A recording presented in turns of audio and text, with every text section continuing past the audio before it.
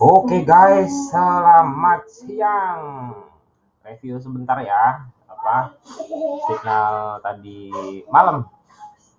Jadi tadi malam itu kita dapat profit cukup lumayan. Untuk sekarang kalau misalnya kalian ngikutin yang trade tadi malam masuk di 1928-an sampai harga sekarang itu udah 100 pip dan targetnya kita itu masih jauh sampai dengan 1910, tapi gue targetin nanti estimasinya ada di bawah sini.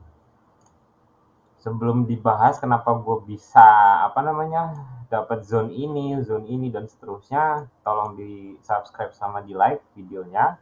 Kalau yang belum subscribe atau nemu channel ini, tolong di subscribe, jangan lupa di komen. Oke, lanjut ya, kita ulang. Kita summary. Biasanya gue itu pakai H1 untuk lihat peluang trade di hari. Kita pakai chart XAU yang lain biar gambarnya itu nggak hilang. XAU USD pakai chart yang lain, misalnya pakai forex ini deh. Nah, ini kan nggak ada ya, clear. Nah, biasanya gue pakai H1 untuk melihat peluang gitu. Sementara H1 itu buat melihat marketnya itu lagi kayak gimana sih. Sederhananya strukturnya lah ya. Oh, ini lagi bikin higher high nih. Oh, sekarang koreksi nih, gitu kan. Ada kemungkinan berarti nantinya itu gold bakal naik lagi sampai ke atas, ya kan? Seharusnya.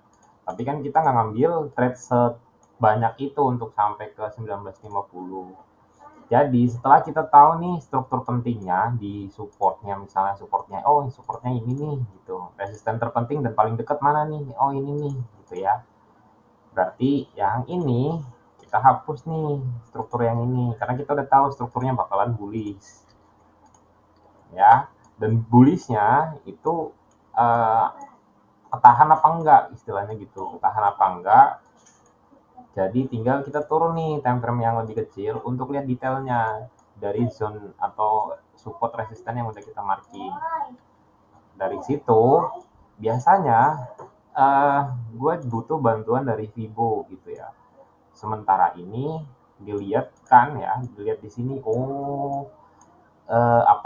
potensinya kalau misalnya marketnya itu bisa break gitu ya, break dengan bentuk candle utuh gitu ya.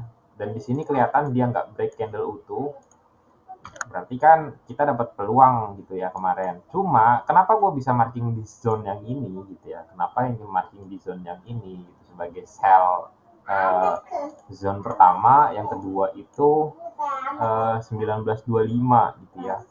Ya ini balik lagi dari Fibo yang ini. Sorry, kebalik. Karena dia turun ya, jadi tariknya dari atas ke bawah. Nah, kemarin marking zone pertama itu di sini. Tuh.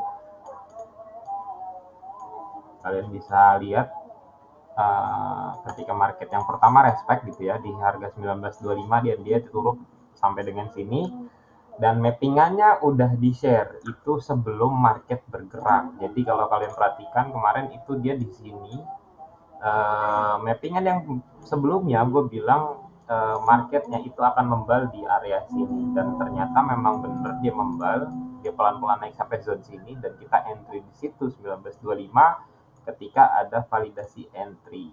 Nah, contohnya gini, oke, ini udah turun nih di atas sini, ada validasi entry, maka gue sell kemarin kan di sini dengan SL kemarin di 1930,5. TP-nya 1:1 kemarin kalau nggak salah, di 1920 kemarin gue take out satu transaksi. Di situ di atas kita dapat nih sell lagi gitu. Ini kan kemarin sempat drama ya karena ada news, tapi habis itu ada masif drop sesuai dengan ekspektasi karena USD CAD-nya kemarin newsnya bagus gitu. Ya kemarin gue di take out di sini 1:1 nggak dapat, tapi gue ambil TP sih kemarin, gue TP sebagian, gue siap-siap PO di 1928 di zone yang kedua karena zone yang pertama ini udah nggak valid ya. ini sudah nggak dipakai, ya kan, tinggal zone terakhir gue bikin PO lagi kemarin seperti yang gue share di channel juga. PO nya gue ke sentuh, cuma SL nya kemarin gue rubah di 19.3150, dan ternyata gue nggak sampai kena SL. Marketnya sekarang ini lagi turun, targetnya itu nanti ke sini 19.11. Kenapa 19.11? Gue proyeksiin dari pergerakan zone ini swing pentingnya, dan ini makan cukup banyak waktu untuk nge-zone gitu ya. Artinya gold masih ada peluang untuk turun sampai ke 19.11 ya, kemungkinan. Tapi bisa jadi dramanya itu bisa naik turun dulu lah ya, bisa jadi begini gitu, baru dia beneran turun sampai bawah, baru di sini kita siap-siap untuk nge-buy minggu depan. Hari Rabu kemungkinan market bakalan ada gerakan yang cukup signifikan karena ada CPI News 19.30 kalau nggak salah jamnya. Nah, kalau kita ngomongin struktur, ya, kalau kita ngomongin struktur, sebenarnya struktur yang penting itu gimana sih ngebacanya atau ngambilnya? Nah, struktur yang penting atau yang apa namanya, yang kalian perlu ambil atau yang kalian perlu pakai, tentuin dulu aja kalian mau tradingnya itu ngambilnya berapa pips gitu, atau kalian butuh waktu berapa lama untuk ngeliatin chart gitu. Jadi kalau misalnya kalian hanya mampu ngeliatin chart di per 1 jam gitu ya, ya udah pakai candle 1 jam untuk lihat movement pentingnya.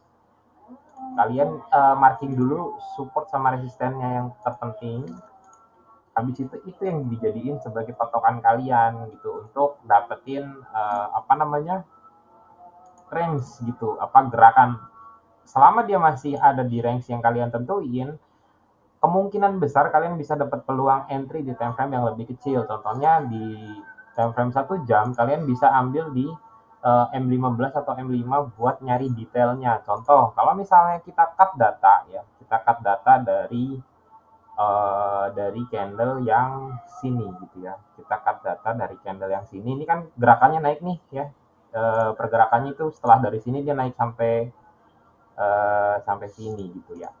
Nah, jadi kalau misalnya kita cut data transaksi gitu ya, kita ulang transaksinya, kemudian kita turun time frame yang lebih kecil di M5, kita juga bisa ngelihat kalau bakalan ada gerakan atau perubahan dari strukturnya si candle ya.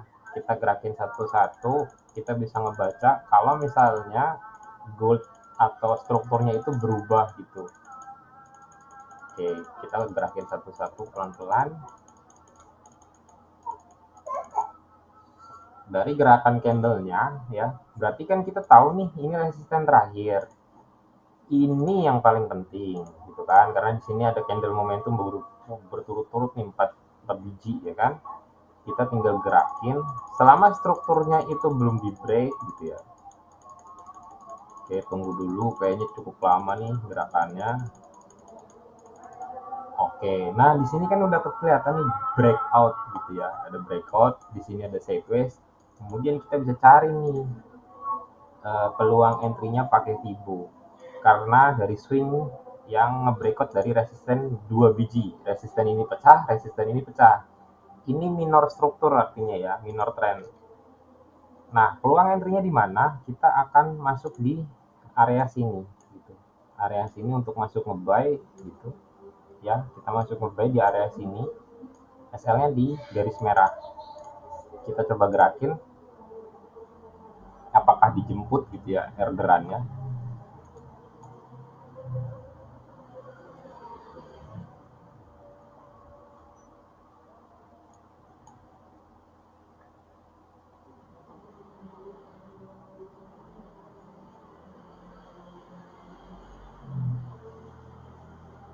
Cukup lama.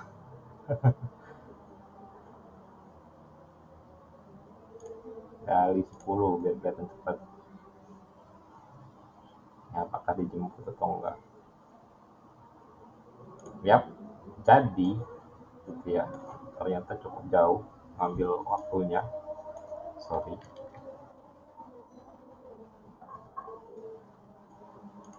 Kita geser ke sebelah sini. di M15 kali ya, terlalu jauh gerakan candlenya.